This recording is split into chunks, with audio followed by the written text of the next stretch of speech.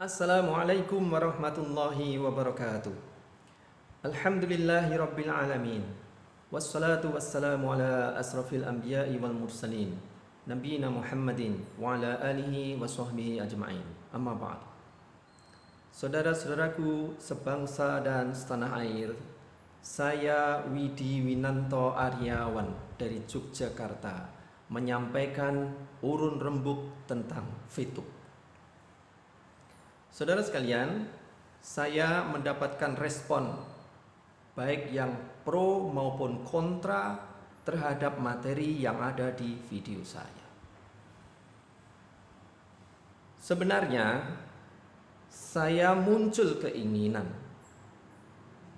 agar orang-orang yang sedang kontra itu memaparkan di dalam videonya fituh yang mereka pahami, bukan untuk pamer, untuk memastikan saja bahwa mereka sedang menghukumi fituh, bukan spesies yang lain yang kemudian diberi judul sebagai hukum bagi fituh. Tapi karena keinginan itu tidak mudah, baiklah, saya akan memulai lebih dahulu. Inilah fituh yang saya pahami, sehingga inilah yang menjadi alasan fituh itu halal. Saya mulai dari pemahaman. Tapi mohon maaf kalau kontennya ini seperti narasi cerita. Kita sebelum menilai khususnya dari sudut pandang fikih muamalah, tentu sudah memiliki pemahaman dalam batas tertentu tentang fikih muamalah. Kemudian ketika mau menghukumi tentang fituh yang itu perusahaan perdagangan, ya masuknya dunia kategori bisnis, maka sedikit banyak yang bersangkutan harus memiliki kerangka berpikir orang bisnis. Saudara sekalian, di dunia perdagangan, iklan itu adalah satu nilai yang sangat besar. Bahkan perusahaan-perusahaan itu menyisihkan prosentase yang sangat besar. Bahkan seringkali dirahasiakan berapa prosentase dari keuangan dia yang digunakan untuk beriklan. Sangat besar. Nah, oleh sebab itu, kue iklan ini menjadi rebutan media-media pemilik ruang iklan. Dari baliho, kemudian banner, spanduk, radio, televisi, majalah, koran, ya, internet, semuanya berusaha untuk memotong atau mengambil bagian dari kue iklan itu. Oleh sebab itu, kompetisi seperti ini benar-benar dituntut kreativitas agar pemilik perusahaan itu tertarik memasang iklan di media yang dimiliki oleh semua pemilik media itu. Sekarang hadir fituh. Fituh hadir dengan sebuah inovasi. Dia akan berbagi dengan viewernya terkait uang yang didapatkan dari pemasang iklan. Ya, mari kita sekarang melihat kronologisnya. Misalnya saya pemilik fituh. Saya ingin mendatangkan penonton iklan yang itu menjadi daya tarik bagi pemasang iklan bahwa iklannya akan ditonton. Bagaimana cara saya? Ini fituh ini ya. Yaitu saya mengundang orang, menarik mereka menjadi member. Anda mau nggak kalau misalnya nonton iklan di tempat saya? Dengan sebuah imbalan Anda akan saya beri ruang iklan. Karena hartanya, komoditi yang dimiliki oleh fituh adalah ruang iklan. Nilainya segede apa ini? Ya, ruang iklan ini tergantung dari nilai dalam supply and demand media iklan. Apa maksudnya? Kalau media iklan kita itu sangat berbobot, tentu perusahaan dengan senang hati untuk membayar mahal di penyedia ruang iklan itu. Tapi kalau media iklan kita sama sekali tidak memberikan nilai tambah bagi pemasang iklan, tentu ruang iklan kita tidak ada harganya sama sekali. Makanya VTube menawarkan orang-orang untuk menjadi member dan kemudian bersedia menjadi penonton iklan di aplikasi VTube. Dengan imbalan yaitu ruang iklan. Saya kira ini hal yang wajar. Itu harta atau komoditi milik VTube. Dia tawarkan kepada para viewernya, nanti saya beri Anda ruang iklan kalau Anda punya share, punya kontribusi sebagai penonton iklan. Saudara sekalian, saya kira itu menarik. Jadi misalnya saya punya perusahaan, setiap hari tugas saya nonton iklan, saya dihitung berapa kali nonton iklan, setelah angka tertentu saya diberi hak untuk pasang iklan produk saya di aplikasi itu. Menarik kan? Gratis lagi. Artinya diambil dari viewpoint atau jumlah catatan saya nonton iklan di aplikasi itu. Dan kemudian itulah yang hari-hari ini sebenarnya dilakukan oleh para VTubers, yaitu menonton iklan dalam rangka membangun share, ya, keterlibatan di perusahaan VTube sebagai kontributor penonton iklan, supaya iklan di VTube ini punya nilai, punya harga, bahwa iklannya akan ditonton oleh masyarakat. Saudara sekalian, pertanyaan mendasar, apa yang menjadi kriteria atau alat ukur penonton iklan? Nah, ini tentu bagi orang yang punya usaha ngerti kemana uang iklan itu akan diaplikasikan. Pak, ini ada pameran ini. Misalnya saya pengusaha alat kesehatan, memang ada pameran apa atau ada kumpul-kumpul. Ini ada seminar, Pak. Seminar ini yang hadir dokter-dokter, ya, khususnya dokter spesialis kandungan misalnya. Saya kebetulan punya alat yaitu USG untuk nonton bayi yang ada di perut itu. Tentu saya punya kepentingan untuk menjual di tengah-tengah para dokter spesialis kandungan itu. Ya, saya berani bayar mahal. Berapa ini? Kalau misalnya saya mau ikut pameran di majelis atau di forum seminar para dokter itu.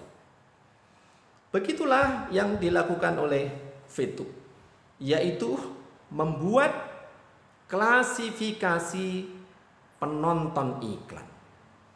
Sebenarnya penonton iklan itu bisa diklasifikasikan berdasarkan daya belinya. Kan gitu.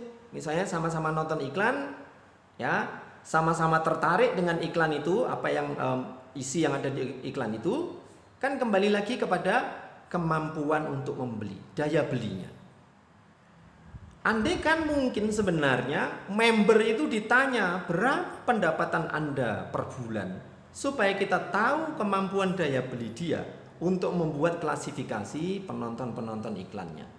Tapi karena tentu itu tidak mudah, maka VTube membuat klasifikasi itu menggunakan paket-paket. Nah, paket-paket itu sebagai alat ukur bahwa seseorang itu memiliki grade-grade daya beli. Orang yang paketnya gratis tentu dia akan mendapatkan reward kecil, karena di catatannya VTube tentu dia daya belinya juga masih kecil. Naik ke bintang 2 karena gratisan dan bintang 1 itu sama, maka VTube memberikan reward yang lebih besar karena orang ini sudah memiliki daya beli yang lebih besar. Dan kemudian naik ke paket bintang 3 pun VTube memberikan reward yang lebih besar lagi karena orang ini yang sudah memiliki paket bintang 3 memiliki daya beli yang lebih besar. Begitulah alat ukur yang digunakan oleh VTube. Dan saudara sekalian, di video sebelumnya saya memberikan contoh kedatangan di sebuah pameran. Kalau seseorang mendapatkan imbalan mendatangi pameran itu dengan alat terapi senilai 100.000, apakah semua orang tertarik untuk hadir? Tentu orang yang menganggap uang 100.000 bukan atau nilainya tidak terlalu besar, dia tidak tertarik untuk mendatangi pameran karena dia menganggap itu sebagai membuang waktu. Tapi bagi yang bisa menyisihkan waktu dan menganggap uang 100.000 itu cukup besar, tentu dia justru menyisihkan waktu untuk bisa hadir di pameran. Demikian juga perlakuan kepada paket-paket ini. Semakin tinggi paket bintang yang dimiliki, maka VTube akan memberikan reward yang lebih besar kepada pemilik paket bintang itu.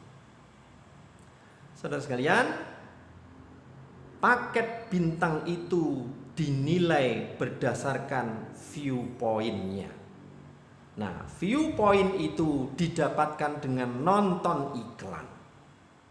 Sekarang bisa diketahui, setiap orang yang masuk ke VTube dimulai dengan paket gratis.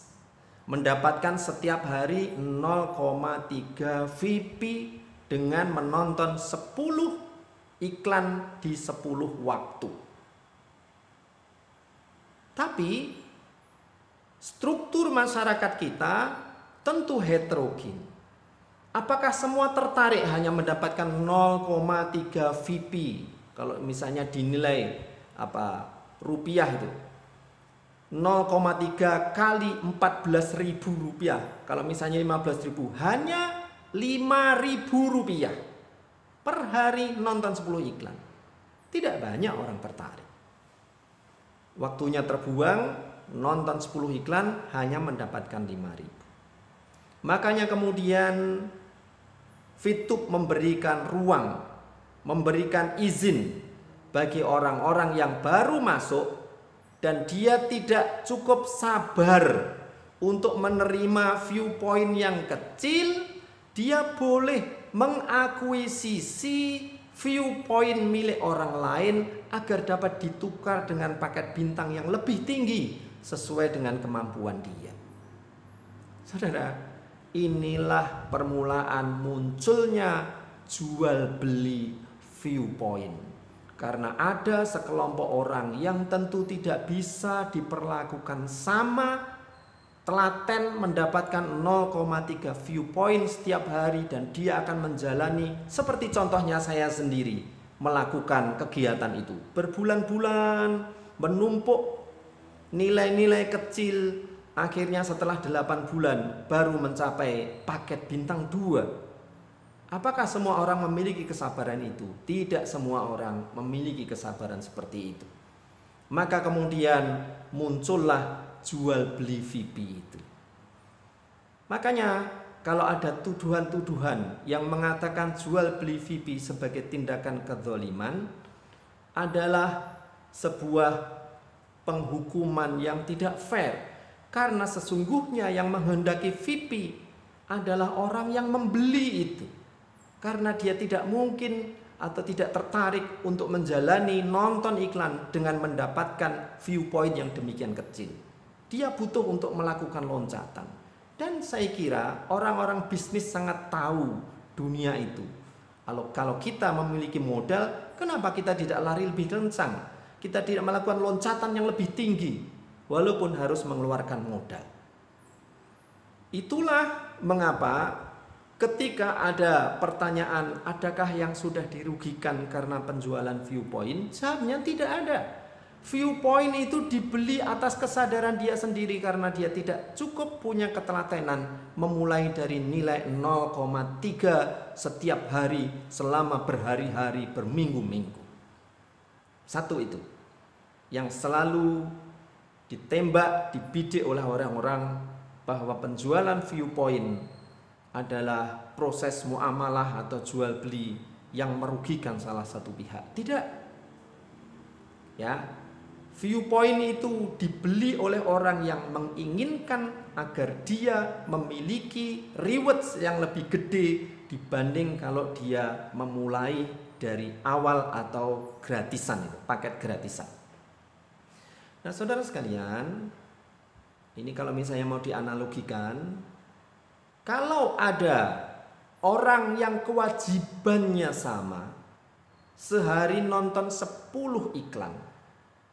Pertanyaannya, apa yang membedakan antara penonton yang satu dengan yang lain?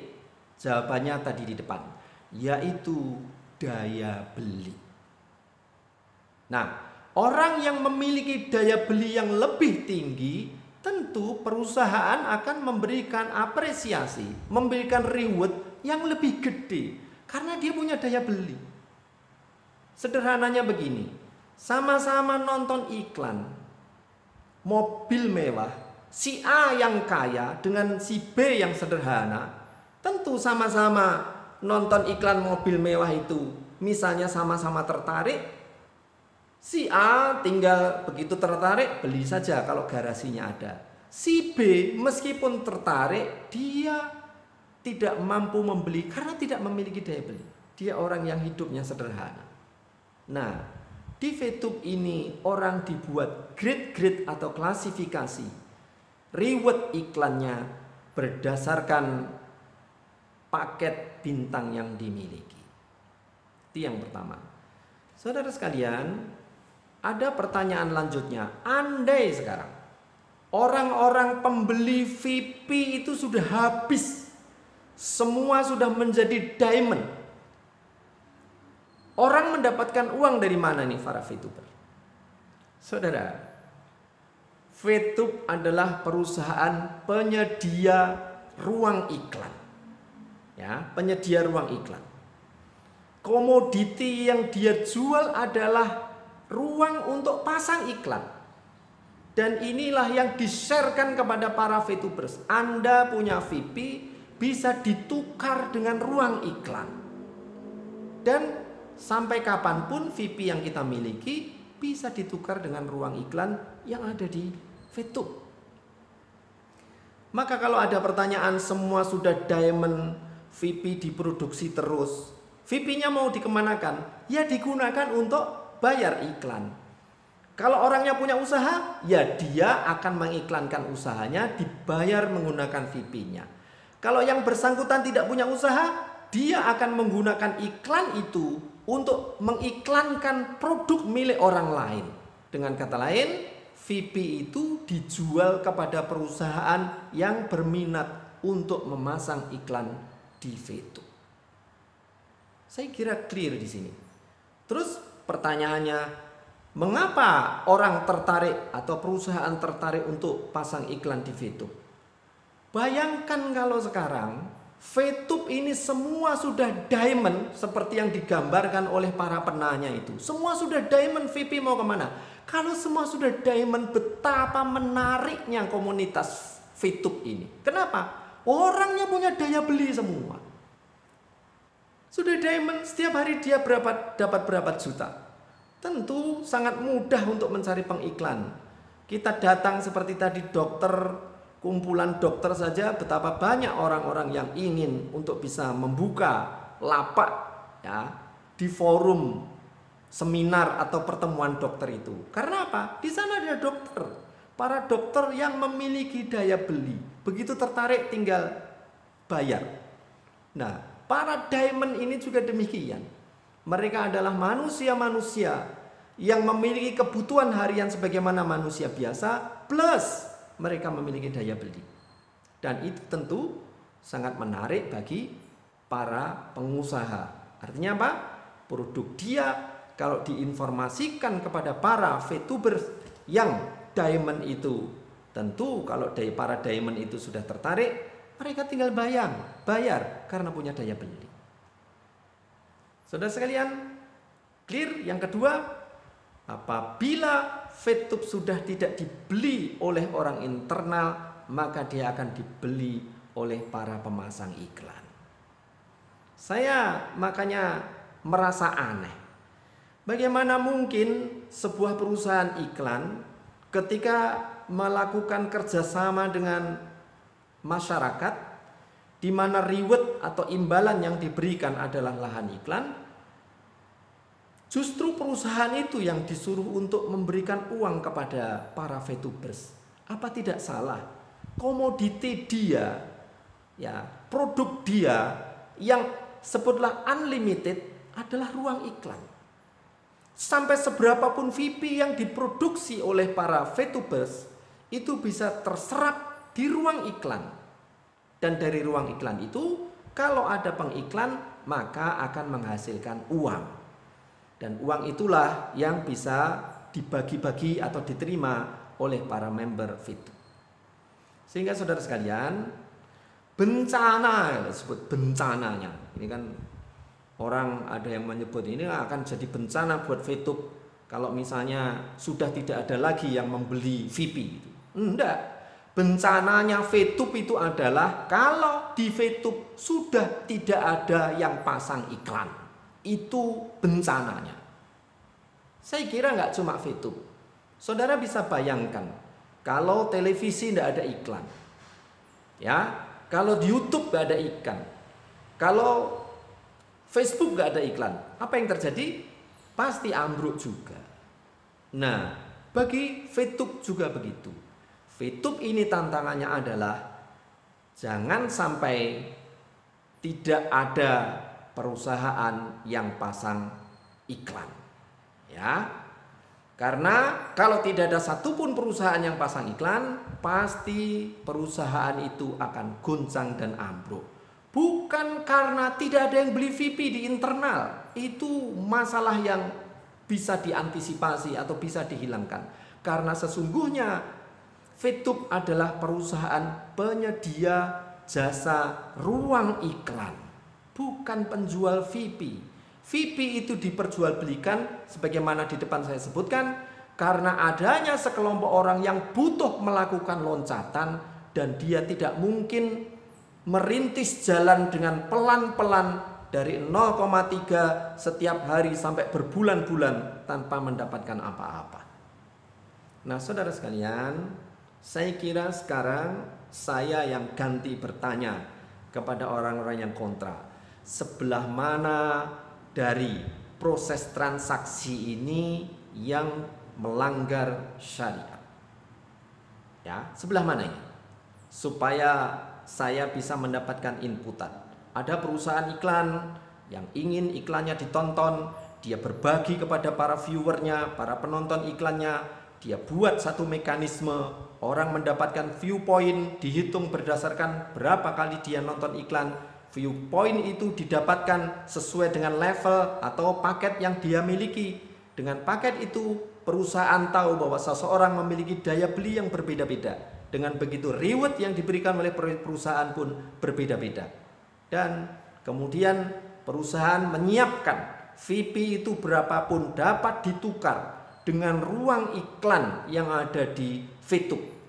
Dan kalau ruang iklan itu banyak digunakan oleh para pengiklan, maka otomatis uang yang masuk dari para pengiklan itu dapat digunakan untuk memberikan kesejahteraan atau dibagi kepada para VTubers, sekaligus juga didapatkan oleh VTube sebagai perusahaan. Saya kira itulah yang ingin saya sampaikan sebagai urun rembuk saya mengenai berbagai masalah yang selama ini banyak muncul di komentar-komentar saya. Terus terang, di antara para komentator yang tidak menyebutkan ya alasan, argumentasi terkait dengan keberatan dia, saya juga keberatan. Anda maunya ngomong apa? Misalnya kalimat pendek, yang haram tetap haram apapun alasannya. Yang haram apanya? Ya, makanya coba video-video yang mengharamkan VTube itu, tolong berikan penjelasan atau uraian VTube yang Anda kenal seperti apa, sehingga kita bisa menangkap bahwa yang sedang Anda hukumi adalah VTube, bukan spesies baru yang diberi judul sebagai hukum untuk VTube. Saya kira itu urun rembuk saya, mudah-mudahan bermanfaat. Saya akhiri, Billahi taufiq wal hidayah. Wassalamualaikum warahmatullahi wabarakatuh.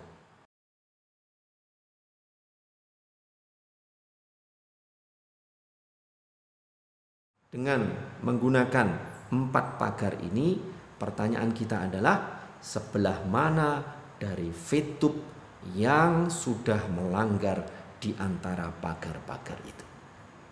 VTube, iklan, ya, orang nonton iklan mendapatkan viewpointnya bisa ditukar nanti dengan paket bintang atau ditukar dengan iklan yang dipasang di situ, atau bahkan kalau ada yang berminat, viewpoint itu bisa diambil, diakuisisi atau dibeli oleh orang sesama VTubers dan kemudian kita mendapatkan uang dari dia. Pertanyaannya, sebelah mana dari muamalah itu yang mengandung tadlis atau penipuan? Dengan kata lain, unknown one party. Perusahaan tahu, saya tidak tahu. Ya, unknown one party. Mari, silahkan untuk dianalisis. Kemudian yang kedua, tentang horor. Adakah di dalam VTube itu yang bersifat horor? Orang menyebutkan bahwa di dalam VTube ada unsur Ponzi yang itu jelas-jelas horor yang dilarang di dalam Islam. Pertanyaannya, sebelum menjawab pertanyaan itu, sekian waktu yang lalu ada sebuah provider penyedia data internet. Di dalam aplikasinya itu menawarkan kepada siapapun pemilik kartu provider dia, siapa saja yang masuk ke aplikasi, dia daftar di situ, maka setiap dia membuka, dia akan mendapatkan 1 perangko. Kita tinggal ngeklik perangko itu, kemudian muncul centang, ya, muncul centangnya. Nah, setiap hari kita masuk dapat centang 1, besok kita masuk lagi dapat centang 1. Perangko-perangko itu dikumpulkan dan ketika mencapai jumlah tertentu, perangko itu dapat ditukar dengan data internet dari provider itu. Nah, saudara sekalian, apakah yang dilakukan provider itu menyalahi syariat? Tentu tidak. Itu adalah teknik promosi agar orang mau mendatangi atau masuk ke aplikasi dia untuk mendapatkan promosi-promosi macam-macam di dalam aplikasi itu, maka diberi sebuah reward, sebuah penawaran keuntungan. Kalau Anda mau buka aplikasi, saya beri perangko. Kalau perangko itu memenuhi, diklik setiap hari, begitu dapat sekian jumlah tertentu perangko, kami beri pulsa gratis, pulsa data. Ya, pulsa data itu bisa digunakan untuk buka aplikasi itu lagi. Artinya ngeklik gitu. Nah, pertanyaannya, bolehkah misalnya saya sudah mendapatkan centangan perangko-perangko yang banyak itu dan kemudian saya tukar dengan pulsa data saya dapatkan, ada teman saya minta, seperti biasa kalau kita usai beli pulsa kan ada penawaran, kalau mau transfer pulsa ke teman dan seperti itu ya, pulsa ke teman silahkan, caranya seperti ini. Nah, pertanyaannya, boleh nggak kalau pulsa data itu saya berikan kepada teman saya atau teman saya membelinya? Tentu boleh saja, wong itu pulsa milik saya sendiri sebagai hadiah dari provider itu. Nah, sekarang mundur sedikit. Andaikan saya belum sempat menukar dengan pulsa, boleh nggak kalau misalnya perangko itu dibeli oleh teman yang kebetulan dia butuh perangko untuk beli pulsa data itu? Jawabannya tentu boleh, karena perangko-perangko itu didapatkan dari saya ngeklik ya aplikasi dari provider itu, reward dari dia. Ya, nah saudara sekalian, dengan analogi yang sama, sesungguhnya di dalam VTube juga terjadi seperti itu. VTube itu menawarkan kepada siapapun, kalau Anda mau masuk ke aplikasi saya, Anda mengklik iklan yang saya tayangkan, maka Anda tidak mendapatkan perangko. Kalau di provider itu perangko, tapi mendapatkan viewpoint. Viewpoint, ya, kalau perangko ditukar dengan pulsa, ini perusahaan periklanan. Maka dia menawarkan, kalau Anda punya viewpoint, Anda bisa tukar itu dengan paket. Paket apa? Bintang. Untuk apa itu? Untuk bisa melihat iklan-iklan selanjutnya. Dia berlaku 40 hari, habis waktunya ya sama dengan pulsa data, ada masa waktu tertentu pulsa data itu bisa digunakan. Ya, paket bintang. Jadi Viewpoint ditukarkan dengan paket bintang. Boleh enggak? Ya boleh, memang itu yang ditawarkan oleh mereka. Kemudian yang kedua, Viewpoint bisa ditukarkan dengan iklan yang ada di situ. Ya, kalau kita punya iklan, kita bisa bayar dengan Viewpoint yang kita miliki. Nah, produk kita akan ditayangkan sebagai iklan berbayar di situ yang diklik oleh ribuan bahkan jutaan orang. Nah, saudara sekalian, ternyata di antara para VTubers itu ada yang membutuhkan Viewpoint kita. Begitu. Dan perusahaan memfasilitasi kalau ada yang butuh Viewpoint Anda kebetulan juga longgar untuk melakukan itu, maka silakan untuk dijual kepada sesama VTubers. Boleh nggak itu? Boleh. Kenapa tidak? Bukankah tadi perangko itu bisa dijual kepada orang lain? Ya, karena itu hasil kerja kita membuka aplikasi itu. Ini juga begitu. Viewpoint itu adalah hasil kerja kita untuk mau membuka iklan atau mengklik iklan yang ada di VTube itu. Dan ketika Viewpoint kita dapatkan, kebetulan datang kepada orang. Bagaimana kalau Viewpoint ini saya akuisisi? Ya, lah untuk apa dia? Saya mau beli paket bintang. Boleh enggak? Boleh saja. Lain waktu, boleh enggak saya mengakuisisi VP Anda? Untuk apa? Untuk memasang iklan. Boleh saja. Ya, artinya dalam muamalah ini tidak ada unsur-unsur gharar di dalamnya. Kenapa? Karena baik pemilik VP maupun calon pembeli sama-sama tidak ada paksaan. Kalau misalnya pihak pemilik Viewpoint ini kebetulan punya hajat sendiri, oh saya sendiri butuh VP kok untuk beli paket-paket bintang. Akhirnya orang yang berminat pun tidak akan bisa mengakuisisi VP yang dia butuhkan. Terus dia dapat VP dari mana? Ya sama dengan orang lain, yaitu ngeklik iklan supaya dia dapat VP. Ya, sedikit demi sedikit dia kumpulkan VP itu naik, dia tukar dengan bintang, 40 hari dia tukar lagi, dan begitulah seterusnya. Akhirnya peringkat dia naik agar VP dia terkumpul makin banyak. Nah, saudara sekalian, silakan sekarang kita bisa menilai. Tidak ada unsur ponzi di dalamnya. Tidak ada unsur bahwa orang yang di bawah harus membayar kepada atas, tidak ada. Karena pihak yang ada di atas yang punya VP pun tidak wajib untuk menjual VP-nya. Kalau dia butuh, kenapa harus dijual? Ya, dia sendiri pengen membeli bintang, paket-paket bintang. Sementara yang ada di bawah, kalau tersedia silakan untuk mengakuisisi. Kalau tidak tersedia, ya tentu tidak tersedia VP di dalam perdagangan EC-nya itu, exchange counternya itu. Nah, saudara sekalian, semua tuduhan yang terkait di dalam VTube, saya berbeda pendapat. Baik yang datang dari para ustadz, datang dari para penceramah. Cermati baik-baik bahwa ini bukan akad ponzi, tetapi ini murni akad tukar menukar, akuisisi, jual beli, yang itu biasa-biasa saja di dalam sistem muamalah Islam. Antarodin minkum terjadi, ridho sama-sama ridho. Apakah selalu yang pembeli itu adalah yang levelnya di bawah? Enggak. Yang di atas itu berapa kali dia harus membeli orang di bawahnya karena dia butuh Viewpoint untuk membeli paket yang kebetulan dia sudah terlanjur menjualnya. Dia terpaksa harus beli Viewpoint kepada member-member di bawah, dan itu tidak masalah karena VP itu seperti perangko tadi, yaitu catatan nonton iklan yang diberikan oleh VTube bagi orang-orang atau member yang sudah nonton iklan. Tidak ada lebihnya, tidak ada kurangnya. Nah, saudara sekalian, silahkan ya untuk memberikan komentar, ya subscribe di dalam YouTube saya ini, ya share supaya orang-orang muslim, ya muslimat dimanapun berada, jangan ragu-ragu untuk bermuamalah dengan VTube. Tidak ada unsur tadlis atau penipuan, gharar atau ketidakjelasan, riba juga nggak ada, maisir juga tidak ada, kemudian baik najas maupun ikhtikar tidak ada. Ya, bagi Ustadz, nah, saya sedikit memberikan kritikan. Kita tidak bisa mengambil hukum satu muamalah hanya berdasarkan persepsi dari membernya.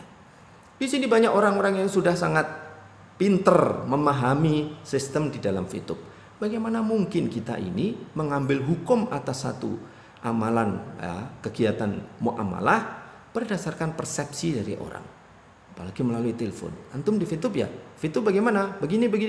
Kalau seperti itu berarti fiqh haram. Loh, kok sesimpel itu untuk menarik hukum di dalam muamalah? Bahkan di ormas Islam saja ada bahthul masail, itu kumpul kiai-kiai bawa kitab masing-masing, kemudian yang memahami masalah dia mempresentasikan apa yang sedang mau dibahas itu. Di majelis tarjih juga begitu, dijelaskan yang terjadi adalah seperti ini. Jadi untuk menentukan halal dan haramnya satu muamalah itu tidak sesederhana itu, apalagi sekedar berdasarkan persepsi member yang tentu dalam banyak hal persepsi itu belum tentu sesuai dengan yang sebenarnya. Itu kan persepsi dia. Padahal seperti itu kan? Enggak. Saya kira itu, mudah-mudahan sedikit kuliah tentang muamalah syariah syariah muamalah ini dapat memberikan pencerahan. Saya anjurkan teman-teman, saudaraku kaum muslimin dan muslimat, jangan ragu-ragu untuk bermuamalah di fiqh ini. Justru sekarang teknologi harus mulai dapat membantu menyelesaikan muamalah kita. Silahkan nanti mau pasang iklan di fiqh itu anggotanya makin lama makin banyak. Tentu sangat menarik bagi pemilik produk untuk pasang iklan, karena di situ berkumpul orang-orang atau calon-calon customer Anda. Saya akhiri, terima kasih. Jangan lupa subscribe, klik loncengnya, kemudian di-share kepada teman-teman supaya tidak ada keraguan lagi untuk bermuamalah melalui fiqh ini. Billahi taufiq wal hidayah. Wassalamualaikum warahmatullahi wabarakatuh.